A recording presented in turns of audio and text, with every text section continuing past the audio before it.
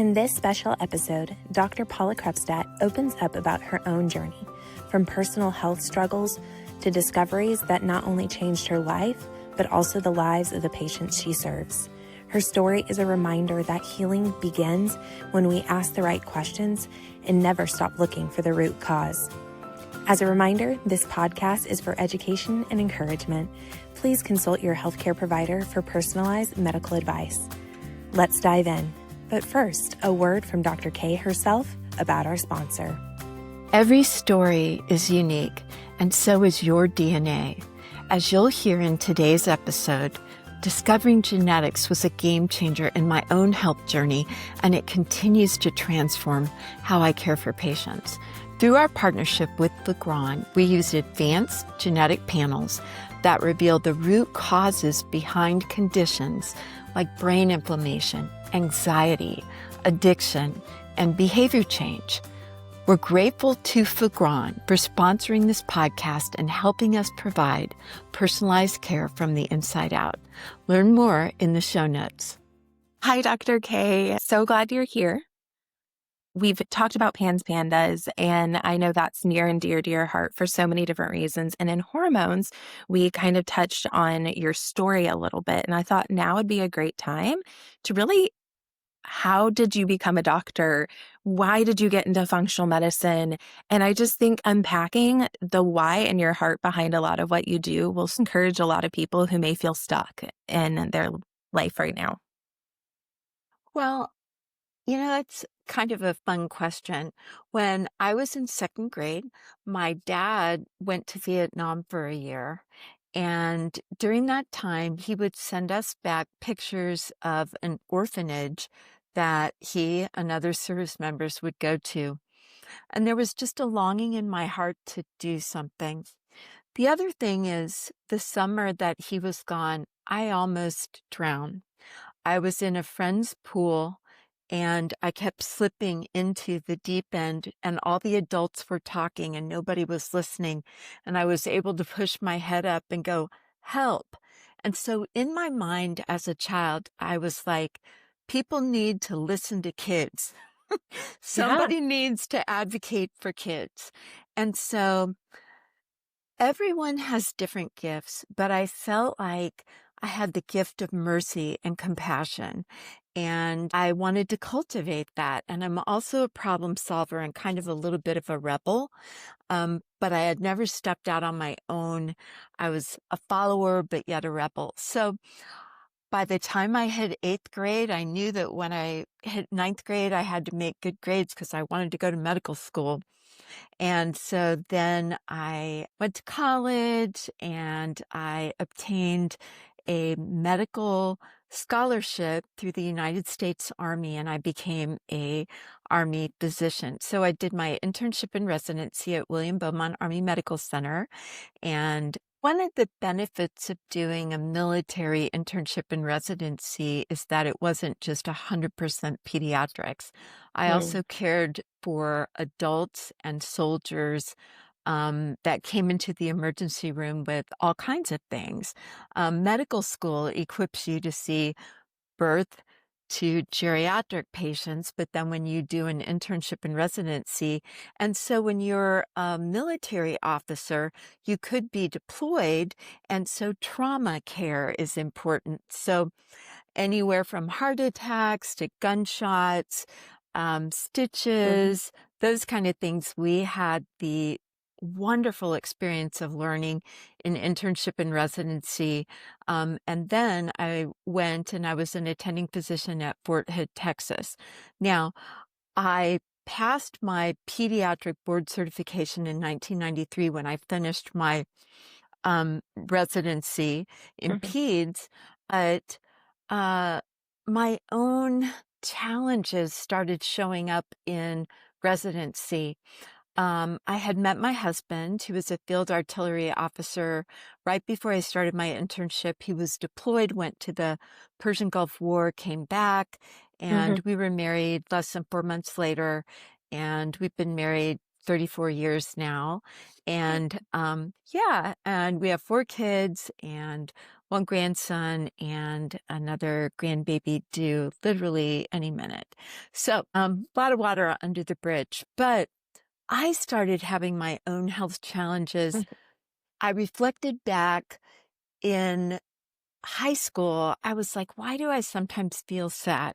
Then when I Mm. went to medical school and you had all the pressures of med school, I struggled with depression. I thought it was normal to cry every day. We figured out our course load and it would be equivalent to taking 36 credit hours our first Wow. semester of med school. I mean, it was nuts. But yet there was this resiliency. So made it through. And what my passion was, I loved getting with people, hearing what was going on, and then Mm. putting together the pieces of what's happening in their life. But when my own depression started to surface my second year of residency, shortly after I was married, I was like, this should be the happiest time of my life. I'm a newlywed. I'm past my internship. I'm learning. Right. And it was just this gap. And Mhm. so there were problems. And then when I went to Fort Hood, Texas, I had my first miscarriage and then clinical depression. And then I had my first child and I was clinically depressed, and the military retired me medically. I spent 27 plus years off and on various antidepressants, 11 to 13.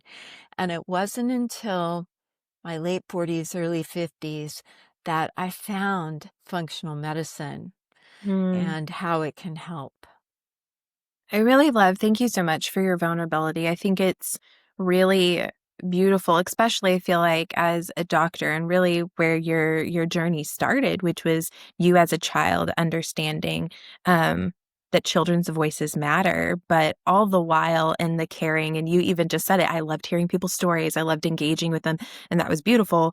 But I think whether you're a doctor or you're in a field that you are frequently the caretaker, I think as moms and parents, they feel that same thing, right? Where it's like, no, there is this thing that I'm going through, and that's almost like the line of my story, but my kids need me, my clients need me, my patients need me. And we almost like dim that voice that we need to be taken care of. So, what was that kind of, I mean, and clearly you still sought people, you still got medications, you were still trying to take care of it. But what was that kind of breaking point that led you not only to functional medicine, but to think outside the box of the pill that people were giving you? Yeah.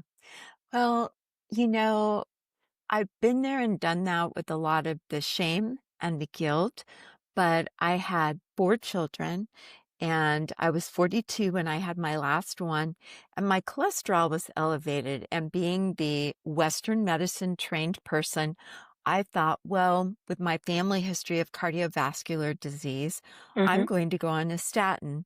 And I chose to formula feed my last child. And Mm. so moms, dads, all that guilt of breastfeeding, formula feeding, all of that, it's like, don't go there. You can beat yourself up and drag yourself through the mud. So it's extending grace to yourself. So the straw that broke the camel's back was I took a statin, and within 6 weeks, I was suicidal. I was literally seeing images of how I wanted to harm myself, Mm. and I saw no way out. And I missed the memo. I went and saw a lovely Christian psychiatrist who said to me, um, did you know that postpartum depression tends to worsen with each subsequent pregnancy? And I'm like, heck no, nobody ever taught me that. And Wow. then the next thing was based on my family history.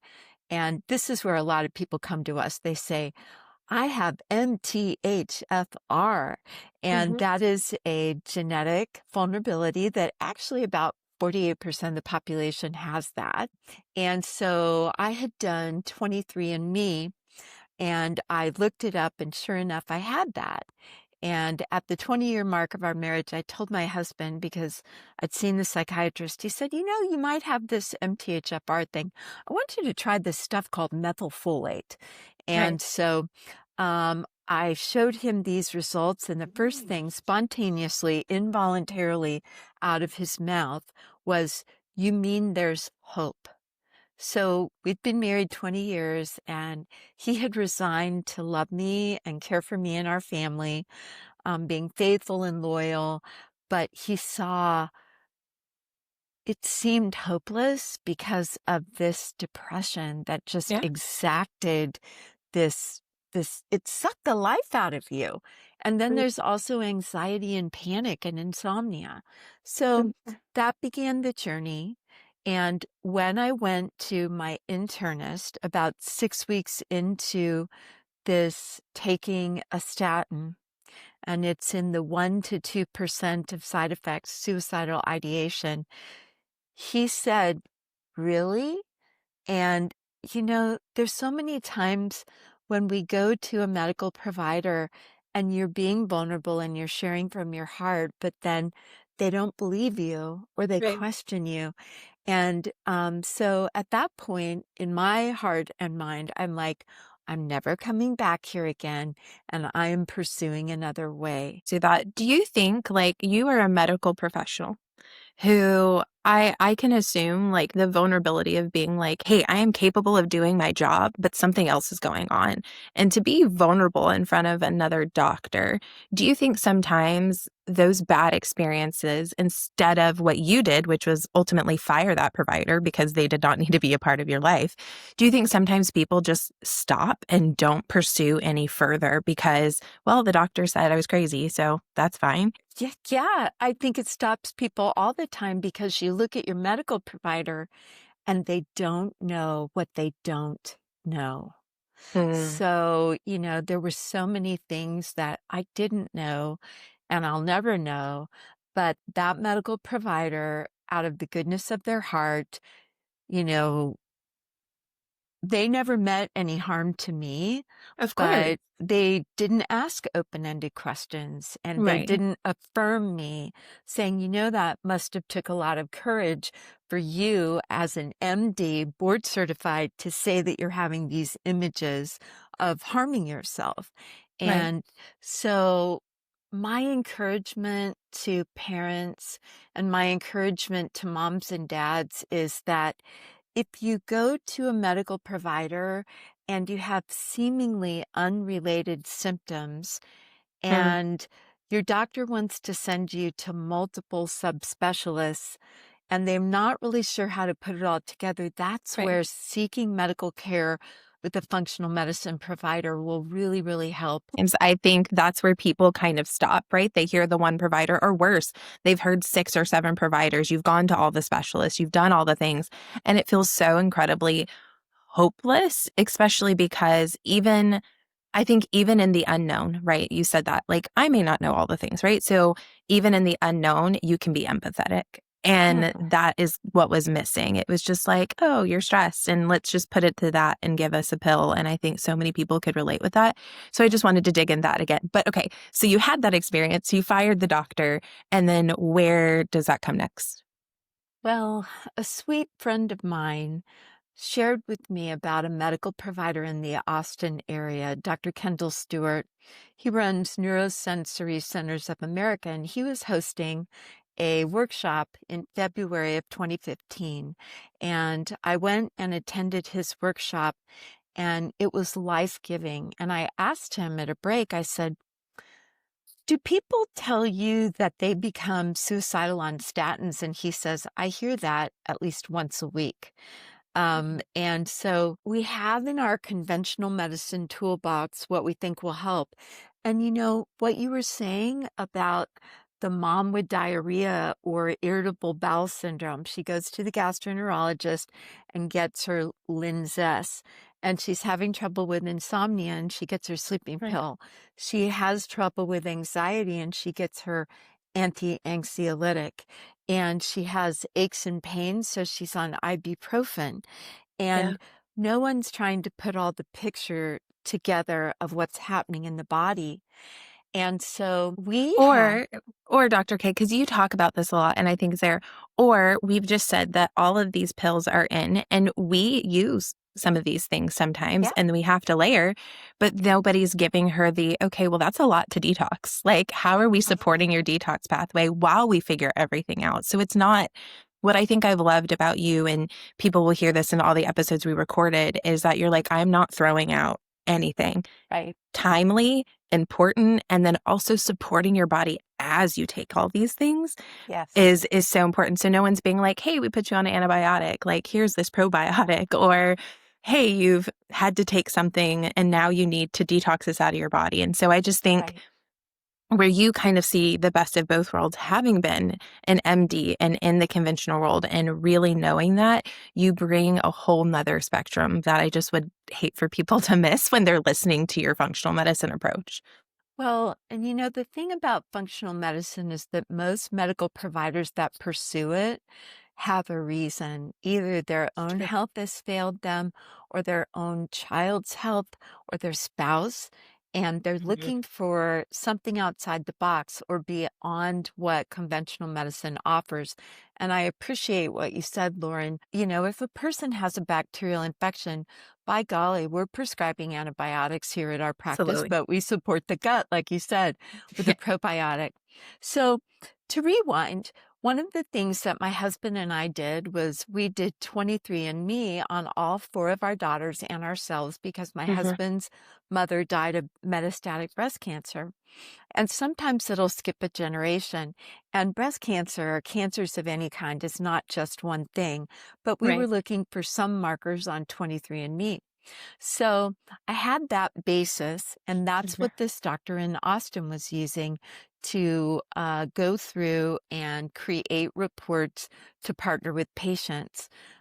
He was a surgeon, a neurosurgeon called a neurotologist, and he thought that if he could recover the function of a nerve instead of to sever it, then Mm. then he would not be doing harm. And so the approach was so encouraging to me. And then it's also the approach that allowed me to get off the conventional SSRIs. Mhm. Now, there's health challenges that we all face. And when you've been sick a long time, weaning off of certain things, you have to do that under the care of a provider. Don't just stop something abruptly. But anyway, then Dr. Stewart opened his own lab, and then he sold that company, and the company is called Fogron Genomics. And I've been to the lab a couple of times in Austin, and it is a lab where we utilize precision genetics to help figure out what is causing imbalances and Mhm. dysfunction in people's body. I started the practice in 2015 looking at precision genetics because Mhm. that's what helped me. But then I didn't want to stop my bread and butter, which is what I love is pediatrics. So I still see adults, but I'm trying to focus more on children. So it's a case by case basis. Mhm. But I don't function as a primary care provider for adults because that's not my board certification. Mhm. However, functional medicine providers and medical doctors know their limitations, and so I I practice within the scope that Mhm. I know is appropriate. And on our staff, there's a family medicine doctor that if I have questions, we can put our heads together and work collaboratively. So Mhm. I love that. the journey is that out of my own brokenness, and the thing is, the U.S. Military Code of Justice has a clause that if a medical doctor stops practicing medicine for a medical reason, they have to put that on paperwork for 7 years. So for Mhm. 7 years, it followed me, and I had to say that I had clinical depression with pregnancy, and I could not take a sabbatical. I had to either work or stop working. And Oh, wow. I had to stop working and I had to voluntarily surrender my clinical privileges. So that was a very devastating time because I was like, am I any less of a person, any less of a doctor? No, because I didn't harm any patients, but it also was very traumatic. So, Mhm.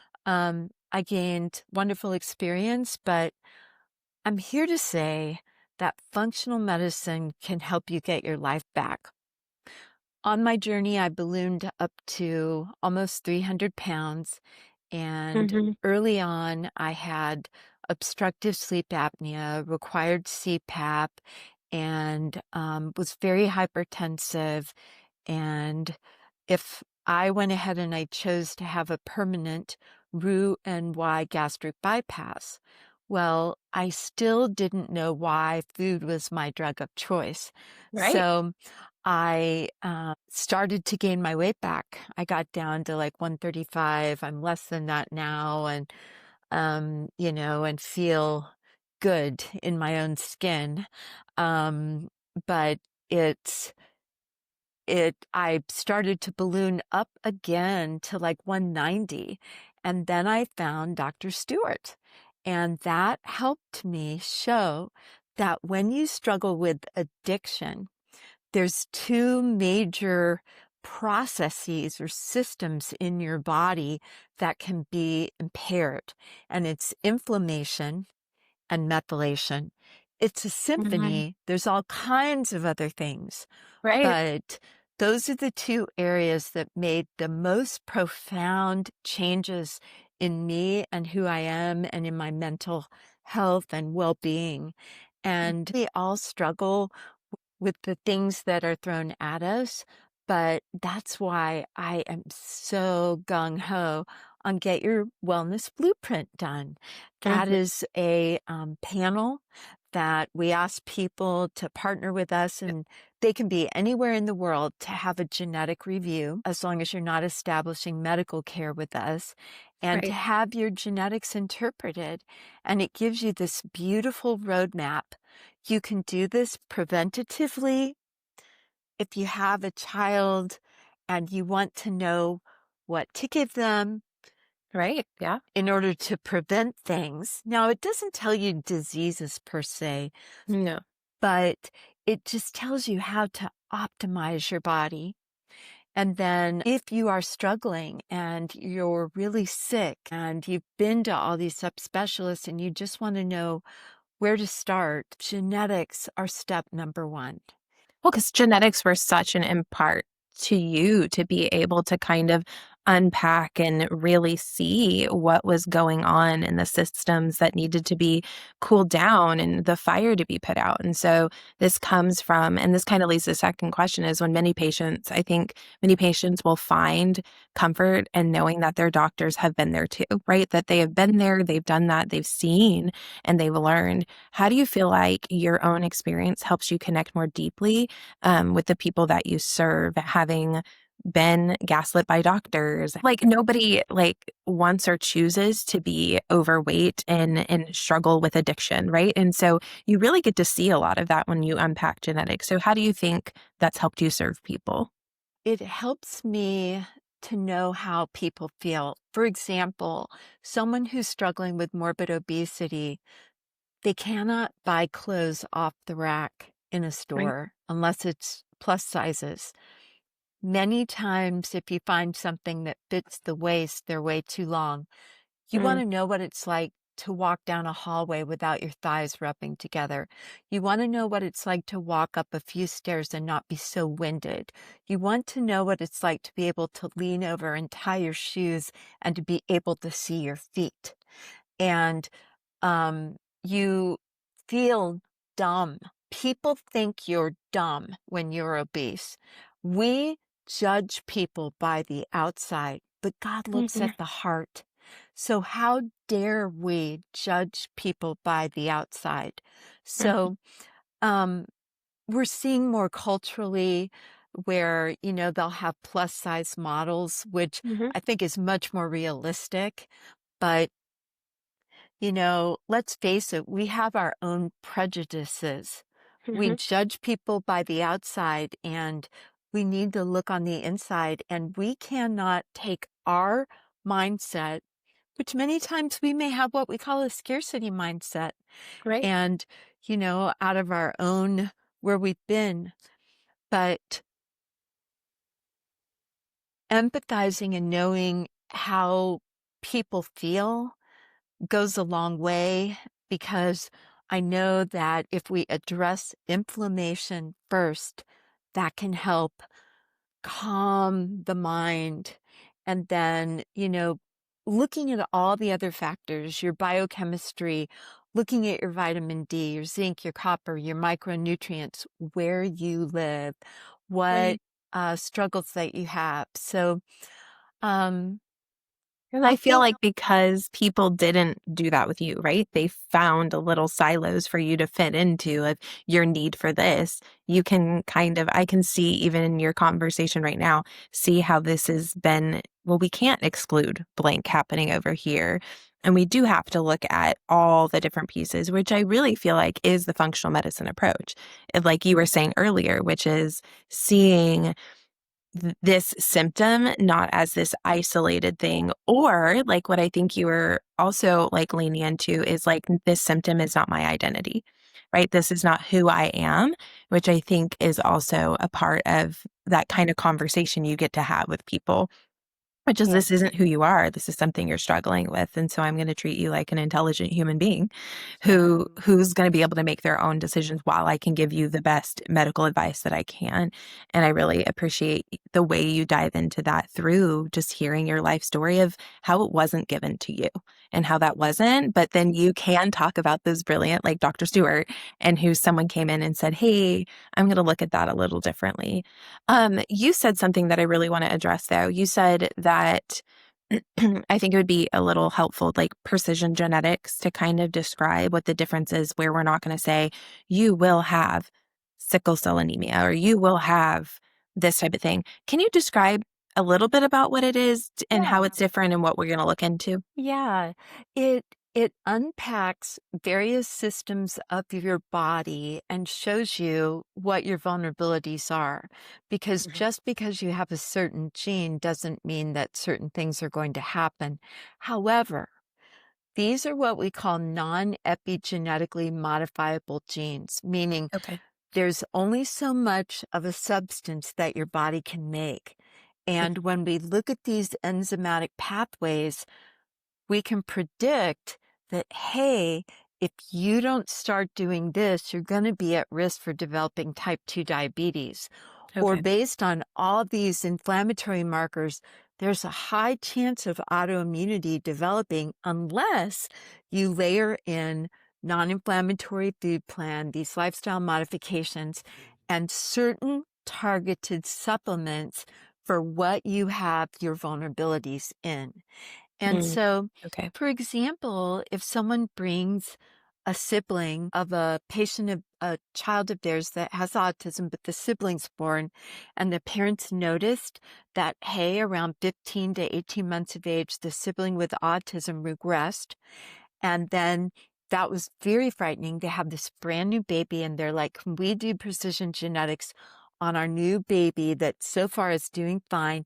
And can you partner with us to help us make a path forward, giving our body what they need, giving our baby's body what it needs, Yeah. or some through mama, some with or on or in the baby, and to help these things have a much less chance of developing this. Mhm. So there's broad categories. Like you, because you mentioned that the two pathways that were really helpful for you, and not that there weren't many, because there's so many pathways, but could you break down maybe your story with like either the inflammation pathway or the methylation pathway and what you said Yeah. why it was so informational and Yeah. important to you?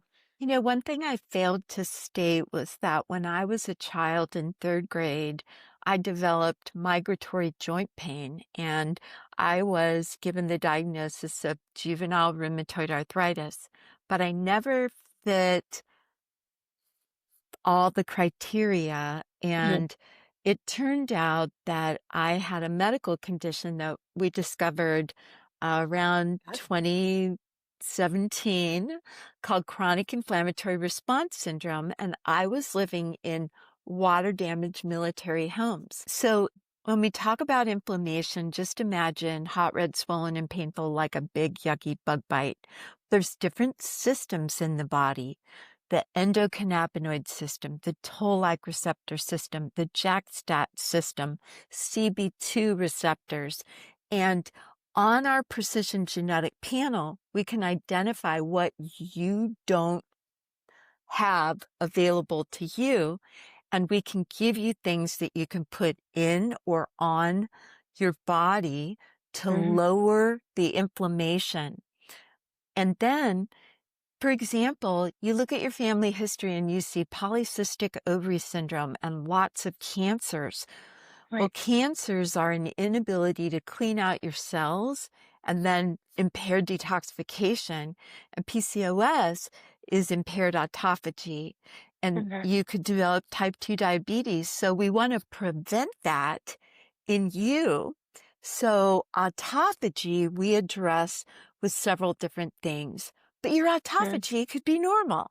Right. Um, and then for detoxification, think liver, kidneys, skin, bowel movement. How does your liver function? What's going on with your white cells?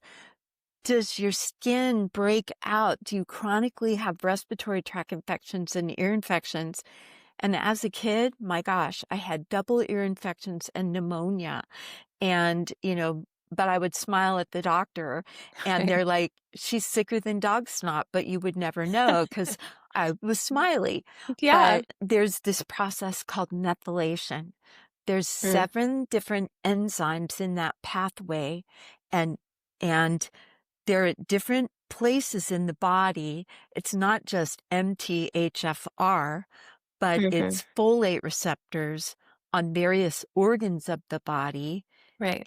and also in different parts of the cell. So to Mm-hmm. be able to absorb enough vitamin B9 in the right amount to Mm-hmm. have good focus and concentration and organizational skills and be able to um, get things done to make dopamine. I didn't have that. I had some, but I was fulfilling my dopamine reward system with the food that I ate. Right. I stuffed it. And Mm-hmm. then when I started giving myself the proper type of methylation orally and topically, I started to lose weight when I was 190 pounds, and my desire for certain things went away. So when you love your milk chocolate, like me, it was Reese's peanut butter cups and Twix bars, Mm-hmm. the desire went away. And when I started to change my food plan, the Mm-hmm. weight started to come off even after the gastric bypass. You've all met people who've had a gastric sleeve or a gastric bypass and they've ballooned up. That's Right. because the root cause of inflammation and methylation for morbid obesity is not being addressed. And the Right. answer is not a GLP-1 agonist. I mean, it's like you have to address what the dysfunction is. So that really, really helped me. And because it changed who I was, in March of 2015, I went to my first applying functional medicine to clinical Yes. practice. It's like the foundation course for the Institute for Functional Medicine. And I remember talking to my husband, I was 50, and I said, this is what I want to be when I grow up. And he'd never heard me say, because I hadn't been a risk taker, but it's like it was in me because I was always this rebel. And God's faithfulness, and I think out of my own brokenness, it has allowed me to be able to partner with people. Mm-hmm. I So, love that.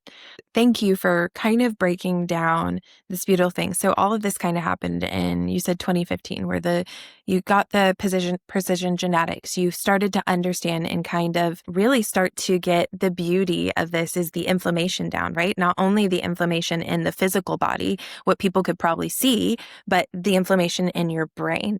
So the reason why I want to transition into this is because you touched on SIRS. And I want to unpack that a little bit more because you said y'all find out that about 2017 is when y'all started to understand, okay, there's probably more. And then you can start piecing together your childhood. Like military housing probably was not the cleanest environment, and you didn't really have a choice, right? So you just are being put wherever. So you couldn't see that. So the kind of this transition that I'd like to make, especially because we serve so many people with SIRS. And if you are on a SIRS journey right now, which could also be called mold illness, biotoxin illness, people call it many names. We call it SIRS because it's what it is, chronic inflammatory response syndrome. And so let's talk a little bit about, because I think when people are on that journey, it feels incredibly hopeless. And you've talked this beautiful arc of hope that precision genetics gave you.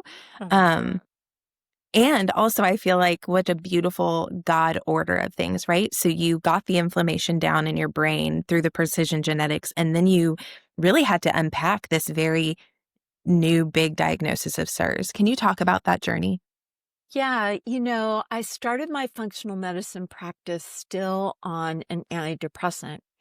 And when I kept working with a functionally minded psychiatrist in the Houston area who I just love. And we refer people to that practice all the time. I just couldn't figure out why I couldn't wean off, and neither could this other provider. And so, chronic inflammatory response, is a syndrome, meaning that there's not just one ICD-10 code. But when you are exposed to the interior of a water damaged building, or if you have gotten SIRS from Borrelia, which is Lyme disease, that's called post-Lyme syndrome, Mm-hmm. um, then what happens is your brain has difficulty telling the body that you're not on fire. Okay.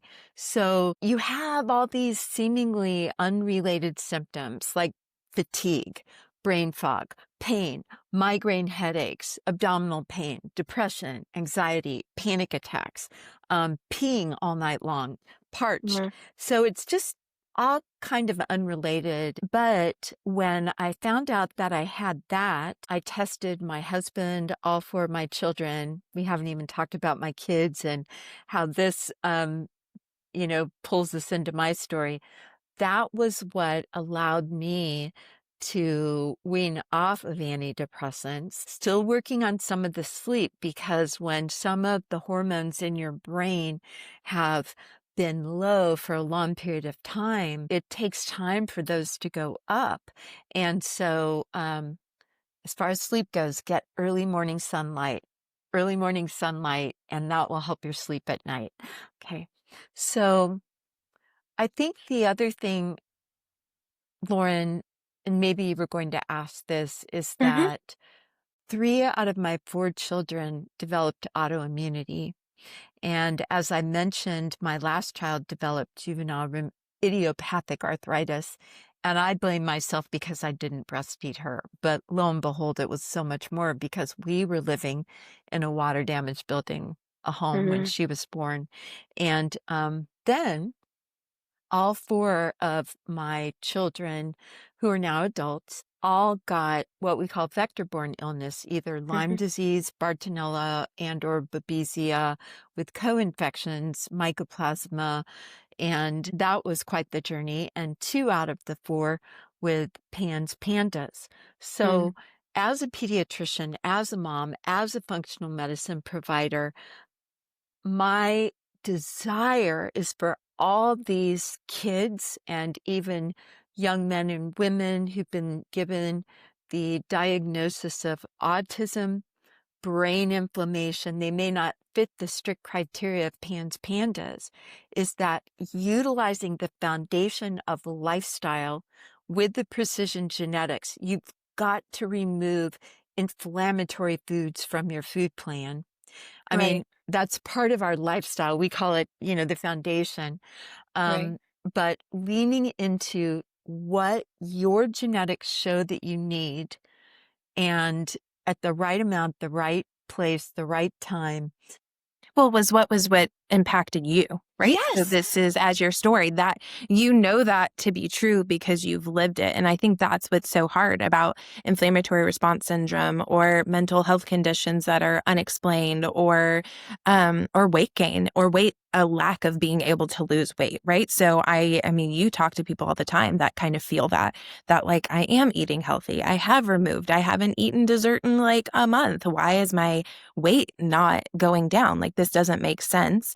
And you're the beautiful like piece that comes in that says it doesn't make sense if you don't know this side of things, which is where I think you operate with kindness and grace with providers that just don't know. And so when you're talking to someone who's either a mother struggling with maybe they don't physically have something, but their children does. And so they do think there's a lot of shame that comes from they came from me, so it's probably my fault. Where do you think you could just give a glimmer of hope to a parent who is blaming themselves? Yeah, therapy is good for everyone. So I participated in a lot of therapy, and it was unpacking my emotions, how I Hmm. felt. Shame says you are bad. Guilt is what you did was bad. And I had to remove the dialogue that I am Hmm. bad and realize that with my relationship with Christ, that every man and woman is a new creation in Christ. The old is gone and the new has come. That Mm. is what I hang my hat on. And that is, we pray for our patients because that is the only way. I ask for wisdom to impart love and grace, but Right. also to tell the truth. Hmm. You know, as moms, we cannot go there, and we need to reframe what we say and Hmm. not blame ourselves, because you start thinking, oh, I did this when I was pregnant. I did this before I was pregnant, and I lived Right. here and I lived that. You can't do that. You have to stop. So So good. it's telling yourself the truth, not made up things. So that's number one. I love that. And then next up, I really want to break down because, like, as we close, just kind of that arc of hope that you have for anyone, someone who is being told that maybe their symptoms are in their head or it's just stress or what is that? What is the arc of hope that you had to process and go through within your story that would give them a glimmer of hope? I think advocating for yourself or your child. Mm. And if you ask an open-ended question of a medical provider, are you aware of any other thing that could be causing this? Right. Could unknown water damage in my home, like you may not see water damage at all. You may not smell musty smells, but if that's the case, Mm. then you really need to try to find a functional medicine practice that can help you with that. Right. Um, Once you kind of hit a point where you've tried all the thing, and which is honestly what right, a lot of people come to us, right? They've tried right, everything. They've asked the questions, and the conventional approach just doesn't have the answer to the questions. It's not that they're not great providers out there. It's just they themselves literally do not know some of the right, things that these functional medicine providers have trained to know. right. So it's you don't know what you don't know.